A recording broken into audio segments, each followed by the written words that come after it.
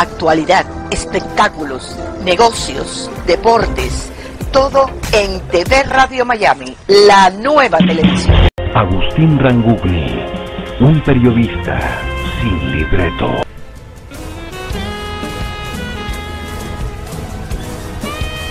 ¿Cómo le va? Qué gusto de saludarlos. Hacemos, como de costumbre, Portal Miami, programa que emitimos por TV Radio Miami en asociación estratégica con Radio Miami Internacional y todas las emisoras que generosamente toman nuestra transmisión. Como lo hago habitualmente, saludo cordialmente a Radio Francia Internacional, a La Voz de América, a Radio Mercosur, a Radio Naciones Unidas, a Radio Vaticana, cordial saludo al Papa Francisco, y también Enrique Llama de Madariaga, que nos toma desde Punta del Este en Uruguay. Hoy tenemos un ratito de economía, pero una economía, digamos, particularizada. Vamos a hablar de la Argentina. Vamos a ver qué pasa en este país que no arranca y que lamentablemente no solo no arranca, sino que cae en declive. Un declive cada día más profundo. Y vamos a hablar con un economista con características particulares, porque además de ser un hombre de mundo, un hombre que practica distintas actividades deportivas, entre ellas, también es un negociador, un economista negociador. Así se hace llamar él, es un analista económico-político. Quiere decir que es un tipo que entiende que la política influye en la economía y, bueno, de ahí saldrán los resultados. Juan Valerdi. Juan, buen día, ¿cómo te va? Un gusto de saludarte. Buen día, un placer para mí hablar con vos, Agustín. ¿Qué contás de bueno? ¿Cómo empieza la mañana? Bueno, muy bien. Un domingo hermoso de Pascua aquí en la Argentina, aunque estamos todos muy preocupados por el rebrote del COVID. ¿Qué se sabe del COVID afectando al presidente? En principio se sabe que le está afectando levemente porque ya tenía las 2 dosis de la vacuna, así que esperemos que le afecte levemente porque si no vamos a tener un problema con la efectividad de la vacuna, ¿no? Bueno, ¿y cómo podemos describir este momento de la Argentina? Un momento donde ha pegado fuerte la pandemia, donde el país se vio paralizado en distintas oportunidades el año pasado. Este año las cosas parecen que tienen algunas otras características, pero se han agregado características políticas que, bueno, que me parece que pueden ser un parate para yo diría, el reabrir la economía y además potenciarla como la necesita el país. ¿Cuál es la perspectiva que tú ves en este momento para el 2021? Bueno, la política siempre define la economía y este no es un momento en el cual haya una excepción. Desde la política se tiene que definir en este momento cómo se va a repartir la carga de volver a un momento de equilibrio en la Argentina. Este momento o esta situación macroeconómica es una situación de desequilibrio. Si el gobierno trata desde ahora hasta octubre, que son las elecciones de medio término de Argentina, de ir llevando esta economía en esta situación de desequilibrio fuerte, es seguro que antes de las elecciones van a tener un problema grave y por distintas razones puede llegar a explotar la economía. Así que en realidad la decisión política que hay que tomar en este momento es ver cómo se reparte la carga de algún tipo de ajuste macroeconómico que nos lleve a un equilibrio, aunque sea temporario, pero un equilibrio al fin, cosa que hoy no ocurre. Ese es un sobrevuelo que haces de la economía argentina. Tú eres piloto de parapente, quiere decir que lo estás mirando de arriba y estás planeando. ¿Cuál sería el mayor obstáculo para comenzar a desarrollar la economía argentina hoy día? El mayor obstáculo para el desarrollo o la recuperación de la economía argentina es que el salario real de la Argentina pasó en 5 años de ser el primero de Latinoamérica en dólares a ser el anteúltimo solo por encima de Venezuela. Esto ocurrió por una serie de medidas que aplicó el macrismo y lo que implicó es un reparto de la torta de ingresos que se cambió radicalmente, profundamente, desde los trabajadores y el capital en una determinada proporción a una mucho más favorable al capital, sobre todo concentrado, porque las pequeñas y medianas empresas han sufrido tanto como los trabajadores, el capital concentrado en especial de las empresas de servicios públicos que han sido privatizadas en la Argentina, ha ganado muchísimo dinero en aras de transferirlo al exterior y no de realizar inversiones. Con lo cual, el servicio sigue siendo igual de malo, pero las familias y las pymes tienen muchas dificultades para pagarlo.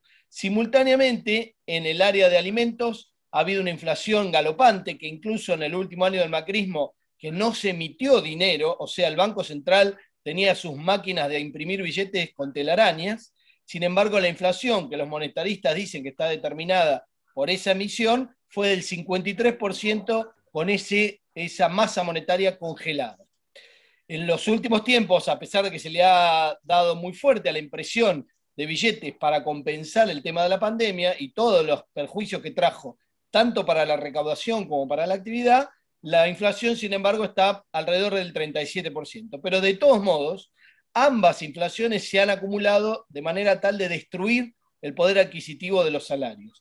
Y esto hace que el mercado interno esté muy deprimido y eso implica que 2/3 de la actividad económica de la Argentina, que están relacionados con su mercado interno, no puedan despegar. Y además, si a eso le sumamos que las tasas de interés son delirantes para mantener a los bancos felices por tener el dinero estacionado en el Banco Central, las pequeñas y medianas empresas están ahogadas con su capital de trabajo y entre lo de la pandemia más este aumento de los costos de la energía y de diversos insumos, lo que tenemos es una situación gravísima de estancamiento en el mercado interno. Bien, un relato bastante amplio que incluye también el tema de la inflación en la Argentina, la situación actual que evidentemente tenemos que enfrentar con la negociación con el Fondo Monetario Internacional. ¿Qué crees que puede salir de ahí? La negociación con el Fondo Monetario Internacional que se está llevando a cabo y presentando como una negociación técnica que hace el ministro de Economía Guzmán, formado en Estados Unidos, con los burócratas técnicos del FMI, en realidad siempre fue y será una discusión política. Tanto el préstamo que le dieron a Macri, que fue un aporte de campaña, básicamente para que él se mantuviera en el poder, de 45.000 millones de dólares, récord histórico del FMI, nunca le dieron un préstamo así a ningún país. Como la renegociación ahora para ver a cuántos años nos dejan pagar ese préstamo, son discusiones políticas que tienen que ver con el poder profundo de Estados Unidos, que es quien ha creado el FMI al ganar la Segunda Guerra Mundial, y esa discusión está tratando de llevarse desde las autoridades argentinas a un nivel de excepcionalidad tan grande como el otorgamiento que le dieron a Macri. Así como el dinero que le dieron a Macri era el doble de lo que la Carta Orgánica del FMI podía permitir, lo que se está pidiendo ahora es que el plazo para pagarlo sea el doble del plazo tradicional para un acuerdo de facilidades extendidas, es decir, 20 años en vez de los 10 tradicionales. Bien. De otra manera, no se puede pagar porque además no solamente es un montón de dinero, los 45.000 millones, sino que además el año pasado la Argentina acordó con los acreedores privados y los vencimientos de deuda se concentran dentro de 5 años. Si el FMI nos da un acuerdo a 10 años con 4 de gracia, vamos a tener la concentración de lo del FMI con los acreedores privados y es absolutamente impagable y dentro de 5 años tendríamos un default o otra renegociación y eso no tiene sentido político de responsabilidad, ¿no? ¿Y cuál es la salida entonces? La salida con el FMI es un acuerdo a 20 años. Prácticamente no hay otra opción. A 20 años. 20 años. O sea, si cuestionamos el dinero que le dieron a Macri, vaya a saber qué negociaciones y qué tipo de apoyo recibió en ese momento Macri, y lo criticamos. Ahora, si nos dan a 20 años, ¿qué tenemos que criticar? ¿Por qué nos dan 20 años? Si nos dieran 20 años, nos darían el doble de lo tradicional porque el préstamo fue el doble de lo que ¿por qué lo haría? deberían haber dado. ¿Pero por qué lo haría el Fondo Monetario Internacional? ¿Por qué lo haría el Fondo Monetario? Bueno, el préstamo que le dieron a Macri tiene que ver con una puja de Estados Unidos con China por Latinoamérica. Macri, la diferencia con este gobierno... Cosa que subsiste. Sí, por supuesto. Okay. Entonces, la diferencia entre Macri y este gobierno es que Macri podía recibir ese préstamo y fugarlo como fuga de capital rápidamente y no invertir un solo dólar en infraestructura o en desarrollo, y este gobierno lo que tendría que hacer es decir, bueno, yo voy a pagar ese préstamo, pero quiero hacer un acuerdo con Estados Unidos que le permita a Estados Unidos tener en Latinoamérica un socio en el cual yo no le doy una presencia fuerte a China, se la doy a Estados Unidos, pero a cambio de que me ayude a desarrollarme o a recuperar mi desarrollo. de manera tal de que no solamente me dé plazo, sino que se comprometa a invertir, y viendo la situación explosiva que está viviendo Brasil, que es una bomba de tiempo, tanto desde el punto de vista político como del COVID, como de sus internas entre las Fuerzas Armadas y el gobierno y demás, es bueno para Estados Unidos tener uno de los 3 países más grandes de Latinoamérica en una situación de estabilidad y de solidez de alianza. Si, de otra manera, si lo único que hace es presionarlo para que cada vez haya más inestabilidad, puede pasar cualquier cosa en la Argentina y eso ser contraproducente para la relación con Estados Unidos y para que Estados Unidos pueda detener las inversiones chinas en Latinoamérica o el acceso a cuestiones estratégicas como el litio que tiene Argentina en el norte, ¿no? ¿De quién dependemos más? ¿Del FBI o, por ejemplo, de China, que lo tenemos adentro de la Argentina? La Argentina tiene adentro tanto a China como a Estados Unidos como a Europa. La Sí, pero China tiene un acuerdo muy especial, muy, muy particular, donde prácticamente hizo una Argentina chiquitita adentro, e incluso la Argentina no tiene ni siquiera acceso a todo ese desarrollo que está llevando adelante China. ¿Cómo hacemos? Eso es una pequeña isla dentro de todos los intereses que hay europeos y norteamericanos en la Argentina. Hay una relación con China, hay 2 represas hidroeléctricas en la Patagonia que son con fondos y con empresas constructoras relacionadas con China, pero esa es una puja que hoy está de alguna manera congelada. El problema es que la puja esa, como vos bien dijiste, va a continuar por las próximas décadas. Y lo que yo digo es, si vamos a tener una relación que la lógica y la historia diría que puede cambiarse y que sea una buena relación con Estados Unidos, no puede ser a cambio de nada o a cambio de amenazas. Tiene que ser a cambio de inversiones y de relaciones de largo plazo. Ahora, el macrismo no planteó eso. El macrismo entregaba todo por nada y las multinacionales no invierten en los países que entregan todo por nada. Esos países, las multinacionales, en todo caso, van a saquear. Pero si uno hace un acuerdo firme, el del otro lado de la multinacional se da cuenta de que está tratando con alguien que tiene visas de tener un proyecto de país y no un proyecto de saqueo. Y yo creo que este gobierno tiene capacidad de definirlo. Lo que pasa es que no lo ha definido ni para las multinacionales ni para los argentinos. No ha definido aún qué proyecto de país está construyendo o pretende construir. Tú dices que este gobierno tiene capaz para desarrollar todas estas respuestas, ¿no? Pero ¿qué gobierno? ¿El de Alberto Fernández o el de Cristina Kirchner? Bueno, la Argentina en este momento tiene una experiencia que es bastante inédita, que es gobernar con una coalición, cosa que es bastante habitual en los países que tienen monarquías parlamentarias, digamos, y en la Argentina este experimento está empezando y tiene sus rispideces, sus momentos críticos, porque está Massa, que es claramente un sector bastante diferenciado de Cristina Kirchner, y el kirchnerismo y el peronismo que está dentro, y Alberto Fernández, que estuvo en su momento con Néstor Kirchner, después estuvo en la vereda de enfrente, e incluso haciendo campaña para personas que permitieron que Cristina pierda un par de elecciones. O sea que es una situación muy sui generis en la Argentina y justamente probablemente eso le dé el potencial de construir un proyecto de país. Ahora, es un potencial que de alguna manera estos dirigentes políticos tienen que estar a la altura de las circunstancias y generar un debate interno y un abrazo de la población a un proyecto de país que hay que construirlo. No lo pueden definir a dedo ni mágicamente. Hay que debatirlo y hay que construirlo con las fuerzas sociales, sindicales, empresarias, obviamente. Ayer estaba escuchando al señor Moreno, que fue un hombre fiel a Cristina Kirchner, al propio Kirchner, Néstor Kirchner, un hombre sumamente peronista y además con características muy particulares, hablar mal de este gobierno, del gobierno que hoy lidera Alberto Fernández y Cristina Kirchner. Vos que sos un economista con tendencia peronista, ¿cómo ves eso? ¿Qué consecuencias puede traer esto? Justamente ayer también escuché a Moreno hablando en un programa de anteayer, y la verdad Moreno es un tipo muy formado, con mucha calle y con mucha capacidad de gestión. Pero el problema que tiene hoy, y sin duda con mucho peronismo encima, pero sin duda el problema que tiene Moreno hoy es que está muy enojado. Está muy enojado con Alberto Fernández por diferencias que tenía en su momento cuando Néstor Kirchner y Cristina gobernaban, y está muy enojado con Cristina por haberlo elegido a Alberto y haberlo dejado a él afuera de la gestión, digamos. En muchas de las cosas que dice Moreno tiene razón, pero cuando le nubla la razón, su enojo Ajá. o su ego, ahí tenemos un problema y desde el punto de vista táctico y estratégico no está ayudando al país. ¿Ayudaría al país que Vudú se integre al gobierno?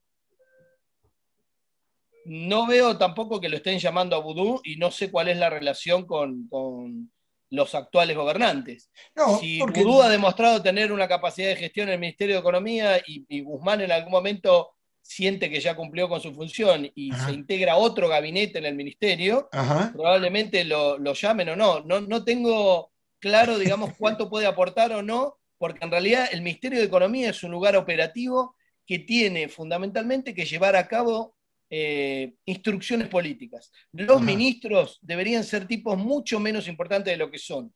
Tuvimos un grave problema cuando Cavallo tuvo la importancia que tuvo porque definía cosas que debería haber definido la política y las definía el ministro. Espero que no vuelva a ocurrir eso. Bueno, porque Cavallo fue canciller y fue economista, ¿no? El ministro de Economía.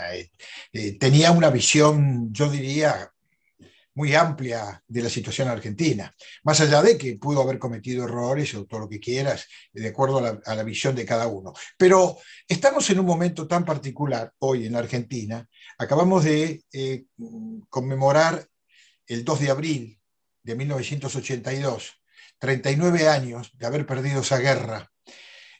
Por lo tanto, como de costumbre, está en riesgo la soberanía argentina. Sobre todo por esta falencia económica, esta debilidad económica en enfrentar nuestros compromisos, en cumplirlos. ¿Cómo ves esta situación si la asociamos? Mirá, la podemos asociar muy fácilmente con un tema del cual ayer participé en un Zoom, que es algo que no parece conectado y sin embargo lo está.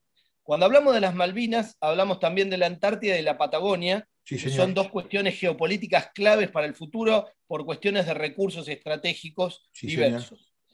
Y eso está relacionado, aunque no parezca real, pero es así, con la famosa mal llamada hidrovía, que es el río Paraná y el río de la Plata, por donde salen el 60%, 70% de las exportaciones argentinas y el 50% de las proteínas vegetales del mundo. Eso está a punto de ser mantenido como privado, tanto en su balizado como su drenaje, digamos, y de alguna manera se está cuestionando mucho desde la sociedad. Alberto Fernández el año pasado planteó que el Estado se iba a hacer cargo junto con las provincias de eso, de todo lo que tenía que ver con la administración, pero sobre todo el control de los flujos que se mueven ahí, porque hay mucho contrabando y subfacturación de esos movimientos, y eso implica pérdidas millonarias Sí, de señor. muchos miles de millones de dólares para el Estado. Y por Así lo es. tanto, lo que tenemos es una situación en la cual el decreto que después, desdiciéndose, Alberto Fernández sacó, que es el 949 de 2020, el mismo día que murió Diego Maradona, ese decreto está siendo muy resistido y muy cuestionado por todas las fuerzas políticas y sindicales que tienen que ver con la administración de la soberanía de nuestras vías fluviales. Y para darte un ejemplo de otros países que hacen algo totalmente diferente, el Mississippi en Estados Unidos es la columna vertebral del transporte fluvial y el que hace todo ese trabajo en Estados Unidos es la Marina de Estados Unidos. Los militares de Estados Unidos se encargan de mantener esa vía fluvial estratégica y en la Argentina se la entregamos a las mismas multinacionales y encima haciéndola pasar por Montevideo, es un puerto manejado por las fuerzas inglesas y las multinacionales y que también tiene que ver con el reabastecimiento de naves que van a Malvinas y demás. Ya que hablas de entregar, ¿no ves un riesgo para el futuro argentino la entrega de los sindicatos, algunos en particular, para el desarrollo de las empresas argentinas? ¿Entrega por parte del gobierno, decís? No, entregar al partido de gobierno a algunos sindicatos muy estratégicos que precisamente están impulsando que las empresas se tengan que ir a otro país. Yo estoy viendo en la Argentina que hay una renovación de las fuerzas sindicales por gente joven que tiene una perspectiva muy diferente y hay un montón de gente que estaba en el sindicalismo con mucho poder y que por el desarrollo de los últimos 5 años está siendo muy cuestionada por las bases. Entonces había una vieja frase de Perón que decía, con los dirigentes a la cabeza o con la cabeza a los dirigentes. Yo veo que hay un recambio en ciernes muy profundo en el sindicalismo argentino y de eso depende lo que vos acabas de decir. Si se quedan los mismos que ya tienen de alguna manera su vida económica y de poder resuelta, probablemente pase lo que vos decías. Si viene una renovación de gente joven que en realidad lo que quiere es realmente defender a los trabajadores, creo que eso puede no ocurrir y va a ser un paso adelante de la Argentina. No solo defender a los trabajadores, defender la posibilidad de desarrollar negocios, ¿no? Porque gracias al desarrollo de negocios tenemos trabajadores. Está claro, como te decía ayer, que yo tengo presbicia, pero no miopía. El desarrollo de la Argentina depende no solamente de los trabajadores y los sindicalistas, sino también de los empresarios. Pero tienen que ser empresarios que estén mirando a la Argentina para quedarse en la Argentina y desarrollarla como un país potencia, y no para succionarle los recursos y fugarlos a las guaridas fiscales, a los tax havens. Que, por ejemplo, Brasil es un ejemplo de lo que hace el empresariado cuando se queda en un país y lo hace desarrollar, más allá de otros problemas que tiene Brasil, ¿no? Interesante. Juan, mirando un poco tu background, encontré que te ocupas mucho o le das importancia a algunos debates necesarios que hay que llevar a cabo en el país. Uno de ellos es la renta básica universal. Contanos un poco. El problema que tenemos en la Argentina es que han importado la discusión de la renta básica universal cuando en realidad de lo que están hablando es de un subsidio a la pobreza mínimo y unificado. En la Argentina hay muchos planes sociales relacionados con la gente que está en la indigencia, en la pobreza. Los últimos números de Argentina dan que el 42% de nuestra población está en la pobreza, por debajo de la línea de pobreza, y el 10% por debajo de la línea de indigencia, que quiere decir que ni siquiera le alcanza para comer. Entonces, hablar de renta básica universal, que tiene una discusión en Europa, que tiene mucho más que ver con niveles de consumo ciudadano y derecho ciudadano, a un Estado en el cual se le puede otorgar un piso mínimo de dignidad, es totalmente diferente en la Argentina cuando lo que estamos tratando de hacer es que pueda comer. Entonces, esa discusión importada y traída acá como unificación de planes sociales está totalmente distorsionada. Y lo que hay que hacer es empezar a discutir que el Estado, en vez de dar planes sociales, lo que haga es generar desarrollo y darle trabajo a la gente que está en la pobreza o en la indigencia. Y después iremos a discutir cuántos son los salarios mínimos. El salario mínimo en la Argentina, que son 21.000 pesos, equivale en dólares oficiales, que no son precisamente los más vigentes, a $200 por mes. Entonces, y la jubilación mínima al mismo valor. Entonces, lo que tenemos que discutir en la Argentina no es una renta básica universal, sino un desarrollo que genere empleo y al mismo tiempo cómo hacemos para darle dinero a la gente para que mínimamente pueda comer y vestirse. Ese es el piso mínimo que tendríamos que tener en un país que tiene riquezas inconmensurables, pero que no ha encontrado un proyecto de país que lo empuje la dirigencia política y que lo apoye a la población, los sindicatos y los empresarios, ¿no? Bien. Bien, Juan, evidentemente tenemos muchos frentes por delante. Evidentemente la economía argentina está muy débil, está maltrecha y además está siendo ineficaz, ¿no?, para resolver los temas. Tú, evidentemente, tienes una visión muy clara. Lo que me falta saber es si el peronismo es capaz de resolver estos problemas o los complicaría más. El concepto peronista, ¿no? Sí, claro, claro. Hay una discusión muy grande sobre la famosa cuestión de que los 70 años de peronismo han sido la maldición de la Argentina. Y yo te voy a decir exactamente cuándo descarriló la Argentina y cuándo empezó a tener los problemas que se han ido magnificando, pero que surgieron en ese momento. En 1976 asumió una dictadura militar sangrienta en la Argentina que estaba muy lejos de representar cualquier tipo de nacionalismo o de interés por la población argentina. Hay dos leyes que una persona que era el ministro de Economía, que es Martínez de Hoz, desarrolló en ese momento y que están vigentes hasta el día de hoy intactas. Son la ley de inversión extranjera, que tiene que ver con la extranjerización de la industria argentina y de los resortes más básicos de la infraestructura, y la ley de entidades financieras. Entonces, el sistema financiero argentino es un sistema parasitario que lejos está de ayudar al desarrollo. Y las inversiones extranjeras han colonizado todo el sistema industrial sin tener ninguna contraparte en un proyecto de desarrollo, como sí han tenido, por ejemplo, en países como Corea y demás.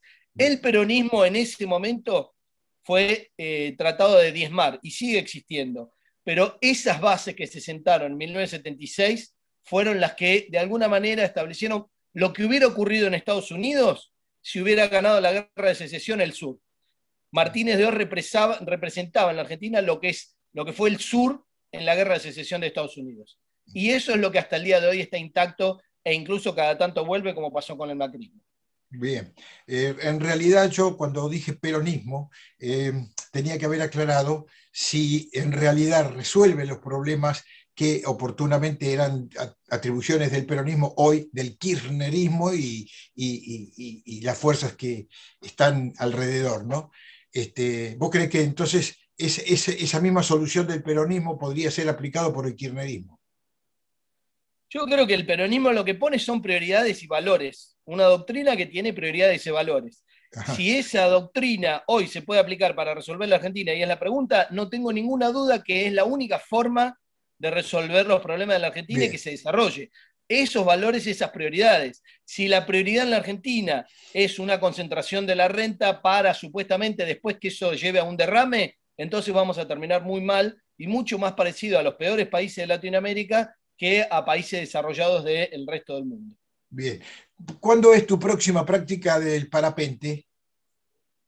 Mi próxima práctica de parapente va a ser cuando tenga la suerte de que mis maestros vuelvan de Europa, Ajá. porque entre otras cosas, los profesores que se dedican a eso, muchos se han ido a Europa para ganar mejores valores en euros y en dólares. Así que está difícil practicar aquí porque uno no puede practicar solo, salvo que sea un maestro, pero lo que estoy haciendo y que es parecido, pero un poco más cercano a la tierra y al agua, es el kitesurf. Sí, te lo preguntaba para ver si una vez que hicieras un vuelo de parapente nos dijeras cómo ves la Argentina desde arriba. Bueno, pero vamos a tener que esperar que vuelvan entonces tus profesores desde el exterior.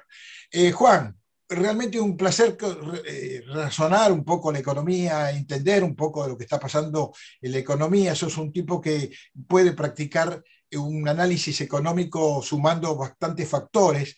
Yo ahí leía que eres un apasionado de la historia, de la política, de la economía y de otras cosas más, lo que significa que tenés una vista global realmente interesante, que seguramente te ayudará a entender mejor las cosas. Te agradezco mucho estos minutos, Juan. Un placer, Agustín, y hasta la próxima y quedo a disposición. Un gran abrazo, buen fin de semana. Abrazote y felices Pascuas. Hacemos la pausa, venimos enseguida.